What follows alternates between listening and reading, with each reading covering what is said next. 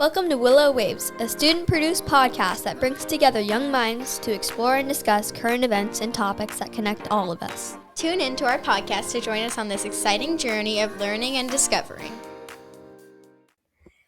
14-year-old Heman Bekele invented something that is truly magical. Heman won America's Top Young Scientist Award and rang the stock exchange bell because he invented a soap to treat a skin cancer called melanoma. This groundbreaking invention gave him the opportunity to appear in many news shows and maybe save lives.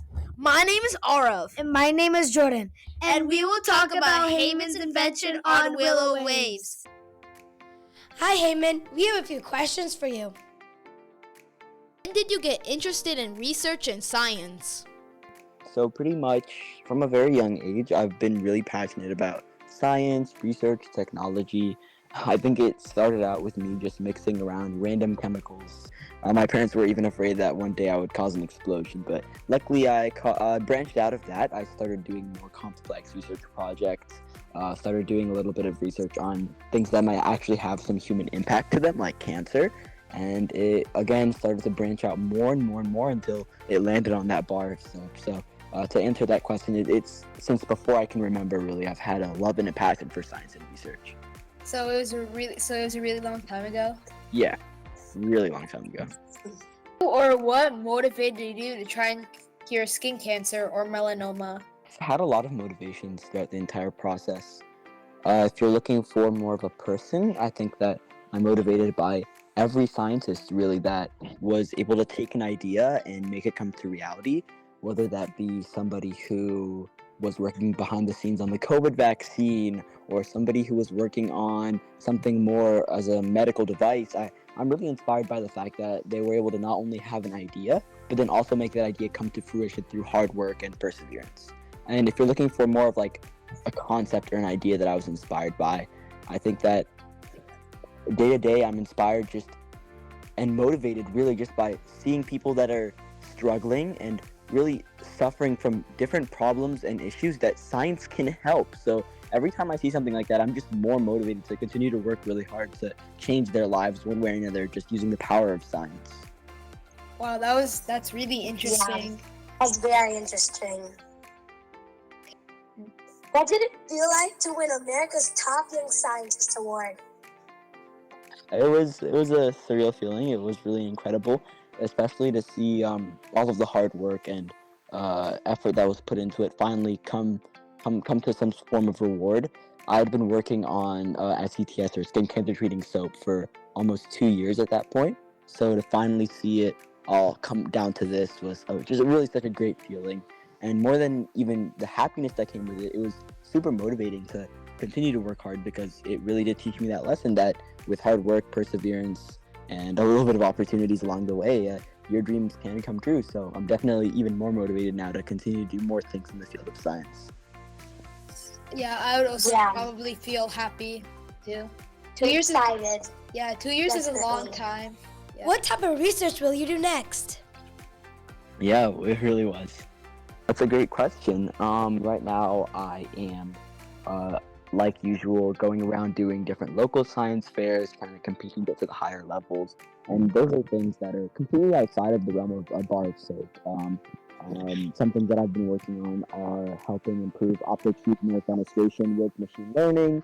I've also been doing some work on reading DNA using machine learning as well. So I'm really interested about technology and STEM and more of the computer science aspect as well. But then on the side, I continue to work on the soaps. I have a 5-year basic plan for SCTS, or skin cancer treating soap.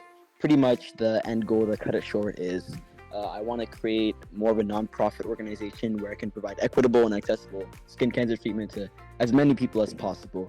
But sorry for throwing so many things out there, but yeah, for the most part, long story short, there's so much work that's going to continue to go into all of my STEM research.